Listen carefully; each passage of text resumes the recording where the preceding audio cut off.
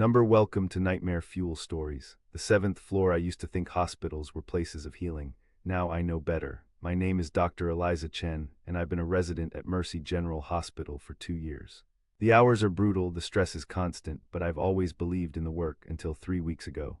It started with something small. I was finishing a 30-hour shift, delirious with exhaustion, when I noticed Dr. Kieran Walsh walking into the supply closet on the seventh floor. Nothing unusual about that, except the seventh floor had been closed for renovations for months. I blinked, wondering if my tired mind was playing tricks on me. When I looked again, the hallway was empty. I should have let it go. I should have gone home and slept, but curiosity got the better of me. "Hey," I called out to a passing nurse. "Is Dr. Walsh working today?" She gave me a strange look. "Dr. Walsh, he's on vacation. Left for Bali last week." I nodded and mumbled something about being confused, but I knew what I'd seen, or at least I thought I did. The next day, after sleeping 12 hours straight, I convinced myself it had been a hallucination brought on by exhaustion. I'd read enough studies on sleep deprivation to know how it could affect perception. Still, something about it nagged at me. I found myself volunteering for night shifts more often, specifically requesting the sixth floor, the one directly below the closed seventh floor. I told myself I was being ridiculous, but I couldn't shake the feeling that something was wrong. 3 nights later, I was updating charts at the nurse's station when I heard it, footsteps above me. Slow, methodical footsteps moving across the ceiling, back and forth, back and forth. "Do you hear that?" I asked the night nurse, Vivian. She looked up from her computer, listening. "Hear what?" "The footsteps, upstairs." Vivian frowned. "The seventh floor, it's closed, Dr. Chen, has been since January." "I know, but..." The footsteps stopped. "Never mind, I think I need more coffee." She smiled sympathetically. "Night shifts will do that to you.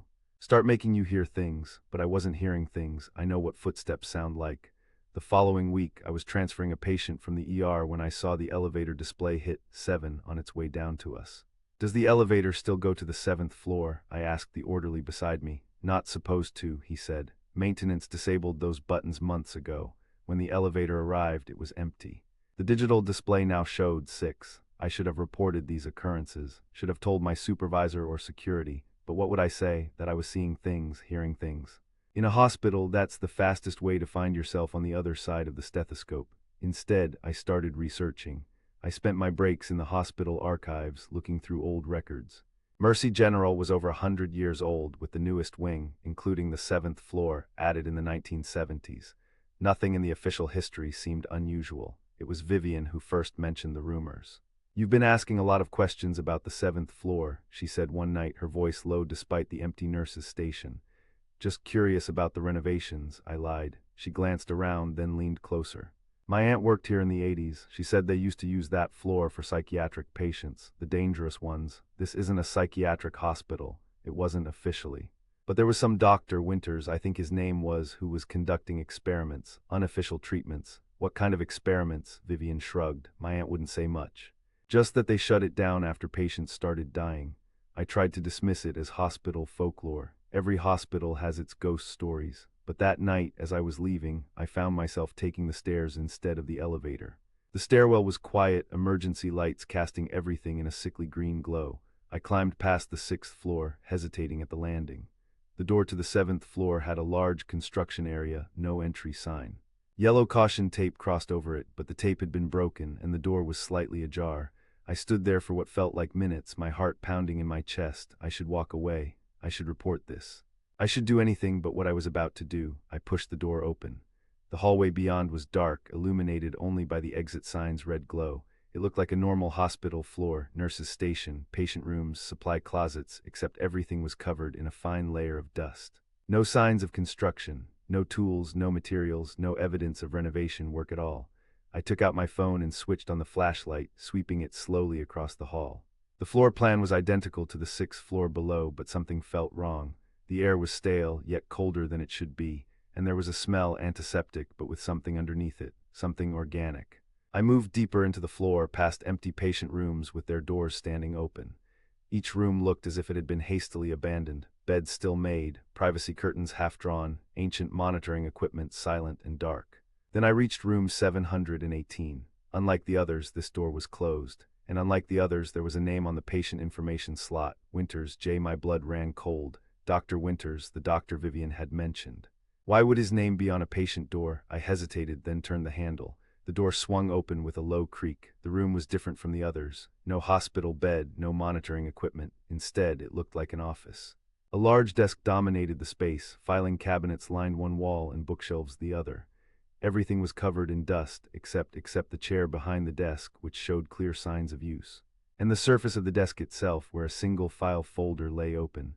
I approached slowly, my flashlight beam fixed on the folder. Inside were photographs, black and white, clinical images of patients. Each photo was labeled with a number, not a name. Patient 23, patient 47, patient 18. Their faces were gaunt, eyes hollow. Some had strange markings on their skin, surgical markings, I realized with growing horror. Incision guidelines. Below the photos were notes in cramped handwriting. Patient 23 continues to resist the treatment. Increased dosage to 45 mg. Subject reports auditory hallucinations consistent with previous trials. Visual confirmation of manifestation at 2:17 a.m. Patient 47 expired during procedure. Manifestation persisted for 3.2 minutes post-mortem. Tissue samples collected for analysis. Patient 18 shows promising results. Manifestation stable for 7+ hours. Subject reports being able to direct its movements. Will attempt separation protocol tomorrow. I felt sick. Whatever treatments these patients had undergone, whatever manifestations the notes referred to, it was clear this was far beyond ethical medicine. This was experimentation, torture. I was so absorbed in the files that I didn't notice the temperature dropping until I could see my breath clouding in front of me. The hairs on my arms stood up, and not just from the cold. Someone was watching me. I turned slowly, sweeping my flashlight across the room. Nothing, but the feeling persisted, that prickling awareness of another presence. "Hello," my voice sounded small in the empty room. No response. But as I turned back to the desk, my light caught something on the wall I hadn't noticed before. A mirror, large and oval, in an ornate frame that seemed out of place in a hospital setting, and in the mirror I froze. There was someone standing behind me, a tall figure in what looked like a doctor's white coat, but dirty, stained with dark patches. I couldn't see their face clearly. It was obscured by some kind of surgical mask or respirator. I spun around. The room was empty. When I looked back at the mirror, the figure was gone. But now there was something on the desk that hadn't been there before. A small tape recorder, the old-fashioned kind with physical buttons and a cassette inside. My hands trembling, I pressed play. A man's voice, calm and clinical, filled the room. Final log entry. The separation was successful, but containment has failed. They're coming for me now. I can hear them in the halls. My own creation, or should I say our creation. The patients gave so much of themselves to it, and now it wants the rest. A pause, then, to whoever finds this: don't look for too long, don't let it see you. Once it knows your face, it can find you anywhere. It exists in the spaces between perception, in reflections, in shadows, in the corner of your eye. Another pause, longer this time. Then, so quiet I had to strain to hear. It's here now. Watching me, wearing my face like a mask. The recording ended with a click. I stood there, frozen, the silence of the abandoned floor pressing in around me. Then footsteps in the hallway, coming toward the room, slow, deliberate. The same footsteps I'd heard from the floor below. I killed my flashlight and pressed myself against the wall beside the door, heart hammering so loudly I was sure it could be heard. The footsteps stopped just outside. The door handle turned slowly. I held my breath as the door swung open, revealing the dark hallway beyond. No one entered, no one was there, but the footsteps resumed, inside the room now, crossing toward the desk. I couldn't see anyone, but I could hear them, could feel the presence moving past me, disturbing the air. Then the desk chair moved, sliding back as if someone was taking a seat. I couldn't stay there.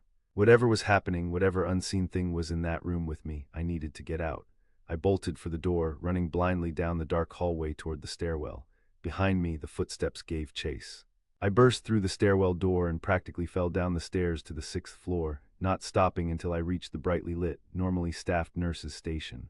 I must have looked a fright, pale, sweating, out of breath. "Dr. Chen," Vivian stood up, alarmed. "What happened? Are you okay?" I couldn't tell her the truth. "Fine," I gasped. "Just thought I saw someone following me in the parking garage." False alarm. She didn't look convinced, but didn't press the issue. I finished my shift in a daze, jumping at shadows, avoiding reflective surfaces. When morning came, I practically ran to my car. I called in sick the next day. Spent the time researching Dr. J. Winters. There wasn't much, a few publications from the 1970s on experimental treatments for severe psychiatric disorders, then nothing, as if he'd disappeared. But I did find one thing, an obituary from 1983. Dr. James Winters, 52, died at Mercy General Hospital after a brief illness. No details, no surviving family mentioned. I should have left it alone.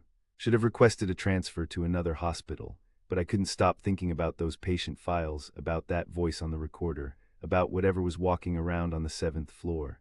3 days later, I returned to work. Everything seemed normal. No one mentioned my absence or my strange behavior before it. I almost convinced myself I'd imagined the whole thing, a hallucination brought on by exhaustion and stress. Then I caught my reflection in a window as I walked down the 6th-floor hallway, except it wasn't my reflection. It was someone else, a figure in a white coat, stained dark in places. And though I couldn't see the face clearly, I knew it was watching me. I jerked away from the window, heart racing.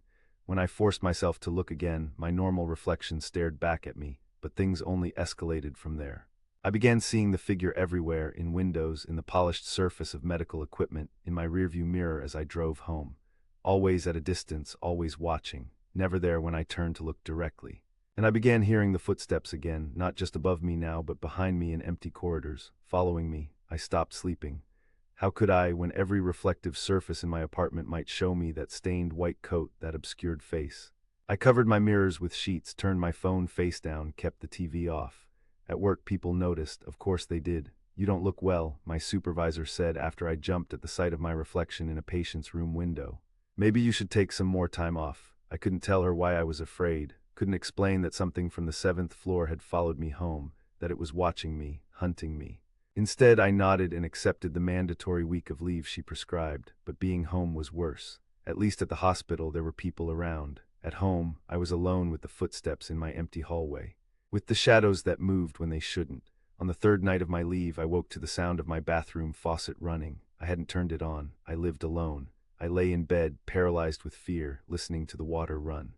Then slowly the bathroom door opened. Footsteps crossed my bedroom floor. I could see nothing in the darkness, but I felt the foot of my bed depress as something sat on it. I couldn't move, couldn't scream. Could only lie there as an invisible weight shifted on my mattress. Then my phone screen lit up with a notification, illuminating the room for just a second, long enough for me to see that there was nothing visible sitting on my bed. Nothing there at all, but I could still feel it. I broke the next morning, packed a bag and checked into a hotel with as few reflective surfaces as possible. I needed answers, needed to understand what was happening to me. I went back to the hospital archives, searching for anything related to the 7th floor or Dr. Winters. Most records from that era were still on paper, tucked away in storage rooms few people ever accessed. It took hours, but I found it, a sealed box labeled 7th Floor Incident Confidential. Inside were personnel files, incident reports, and a thick folder marked Project Mirror. According to the documents, Dr. Winters had been conducting unauthorized experiments on psychiatric patients transferred to Mercy General's 7th floor. He believed that certain mental disorders were actually manifestations of entities from another plane of existence, attempting to cross into our world through human hosts. His treatments involved encouraging and stabilizing these manifestations, then attempting to separate them from the host patients. The goal, apparently, was to create a controllable entity that existed independently, a being that could move between our world and whatever lay beyond. And according to his final reports, he succeeded. What followed was a series of incident reports detailing the deaths of 7 patients and 3 staff members over the course of 2 weeks in January 1983. Cause of death in each case, unknown. The only symptom mentioned was extreme tissue dehydration. The final document was a memo ordering the immediate shutdown of the 7th floor and the suspension of Dr. Winters' privileges pending investigation. It was dated 2 days before his obituary. I sat back, my mind racing. Whatever Winters had created, whatever he had pulled through from the other side, it had killed him, killed others, and now, 40 years later, it had found me. Why me? Because I had seen it, because I had listened to that tape, or simply because I had been in the wrong place at the wrong time. It didn't matter. What mattered was stopping it, finding a way to send it back or contain it or destroy it. The archives mentioned a containment protocol but gave no details. I needed to go back to the 7th floor, back to Winters' office. There had to be more information there. I waited until night when the hospital was at its quietest, took the stairs again past the 6th floor to the 7th. The caution tape was still broken, the door still slightly ajar. I hesitated. I could feel it waiting for me. Knew it was there on the other side in that dark hallway, but I had no choice. I pushed open the door. The hallway was different this time. Still dark, still abandoned, but now there were trails in the dust on the floor, footprints. Hundreds of them overlapping, crisscrossing, as if someone had been pacing these halls for years. I made my way to room 718, Winters' office. The door was open. Inside, the desk was now clear of files. The tape recorder was gone, but the mirror remained. As I approached it, I could see my reflection, tired, frightened, pale, but then I blinked and it wasn't me anymore, it was Winters. Not as he must have looked in life, but as he must have looked in death, desiccated, mummified, his white coat stained with dark fluids, his face half hidden behind a surgical mask that had fused to his withered skin. I stumbled back, but my reflection, Winters, stepped forward, pressing against the glass from the other side. Then he pushed through. It was like watching someone step through a membrane. One moment he was in the mirror, the next he was in the room with me, dripping some dark, viscous fluid onto the floor. I turned to run, but the door slammed shut. When I tried the handle, it wouldn't budge. "You shouldn't have come back," a voice rasped behind me. It sounded like paper crumbling, like dead leaves scraping across pavement. I turned slowly. Winters, or the thing wearing his form, stood by the desk, watching me with eyes that were just empty sockets. "What do you want?" My voice was barely a whisper. "To exist," it said, "to persist, to feed." "On what?" It tilted its head, a gesture almost curious. "On perception, on awareness. On the electrical impulses of consciousness." I remembered the reports, the deaths, the extreme tissue dehydration. It was draining people somehow, feeding on them. "Why me?" I asked. "You saw me, you heard me. You opened the door." It took a step closer. "And now you can help me leave this place. I've been trapped here too long. Feeding on the occasional curious security guard, the odd maintenance worker. Not enough." "Never enough." I backed away until I hit the wall. "I don't understand. Your body," it said simply. "A vessel, better than this desiccated shell, fresher, stronger." It reached for me, its withered hand extending impossibly, stretching across the space between us. I ducked, scrambling away. "No, stay back." It paused, then lowered its hand. "You think you have a choice," it said, almost sadly. "But you don't. I've marked you. I've been following you, learning you. Soon I won't need your permission." "The containment protocol," I blurted out. "Winters created one, a way to contain you." The thing laughed, a dry, rattling sound. Winters thought he could control me, thought he could use me. But I was using him just as I'll use you. It moved toward me again, faster this time. I dodged around the desk, keeping it between us. "If that's true," I said, desperate to keep it talking, "then why stay here? Why haunt this floor for 40 years? You could have taken anyone, gone anywhere." It stopped, its empty eye sockets fixed on me. "The mirror," it said finally. "The mirror binds me to this place. It was my door into your world, and it remains my anchor." I glanced at the mirror on the wall. Could it be that simple? Break the mirror, banish the entity. As if reading my thoughts, it lunged at me, impossibly fast. I felt cold, desiccated hands close around my throat, lifting me off the floor. "I've waited long enough," it hissed, its face inches from mine. I could smell it now, the antiseptic hospital smell mixed with something rot and something dead. I kicked and struggled, but its grip was like iron. Black spots danced in my vision as my lungs screamed for air. In desperation, I grabbed the thing's surgical mask and pulled. It came away with a sound like Velcro tearing, revealing nothing, no face beneath, just a swirling darkness like looking into a black hole. The shock made it loosen its grip just enough for me to break free. I stumbled away, gasping for breath, the mask still clutched in my hand. The entity screamed, a high, piercing sound that made my ears ring. It clawed at the void where its face should be, as if in pain. The mask, it was part of its disguise, part of the form it had stolen from Winters. Without it, it seemed weaker, less substantial. I looked from the mask in my hand to the mirror on the wall. An idea formed, desperate, probably stupid, but all I had. I lunged for the mirror, raising the mask as if to smash the glass. The entity screamed again and dove after me, but instead of breaking the mirror, I pressed the mask against its surface. For a moment, nothing happened. Then the glass began to ripple like water, and the mask sank into it, disappearing. The entity froze, then began to be pulled toward the mirror, as if by some invisible force. It clawed at the floor, at the desk, at anything it could reach, but the pull was inexorable. "No," it shrieked, "not back there." Not the void. I watched transfixed as it was slowly dragged into the mirror, but as it neared the glass, one withered hand shot out and grabbed my wrist. "If I go back," it hissed, "you come with me." I tried to pull away, but its grip was too strong. I could feel myself being pulled toward the mirror alongside it, the glass rippling, ready to receive us both. In desperation, I grabbed a paperweight from the desk and smashed it against the entity's arm. There was a sound like dry twigs snapping, and its grip loosened just enough for me to pull free. The entity gave one final, inhuman scream as it was sucked completely into the mirror. The glass rippled one last time, then went still, reflecting only the empty room and me, pale and shaking. It was over, or so I thought. I left the 7th floor and never returned. Requested a transfer to another hospital, which was granted. Tried to put the whole experience behind me. But 3 days ago, I noticed something in my bathroom mirror as I was brushing my teeth. Just for a second, a flicker of movement that shouldn't have been there. A glimpse of a white coat stained dark. Yesterday I heard footsteps in my empty apartment. Slow, deliberate footsteps moving across the ceiling, back and forth. Back and forth, and this morning I woke to find my bathroom faucet running. When I went to turn it off, I saw something in the mirror above the sink, not my reflection. A withered hand pressing against the glass from the other side, pushing through. I'm writing this now as a warning. I don't know how much time I have left. The entity is coming back, coming for me. I can hear it moving through my apartment, opening doors, searching.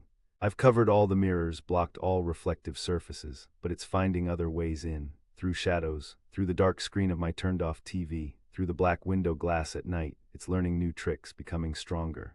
If you're reading this, be careful what you look for in abandoned places. Be careful what doors you open. And above all, be careful what looks back at you from mirrors and reflections, because sometimes what looks back isn't you at all. And once it sees you, once it knows your face, it can find you anywhere.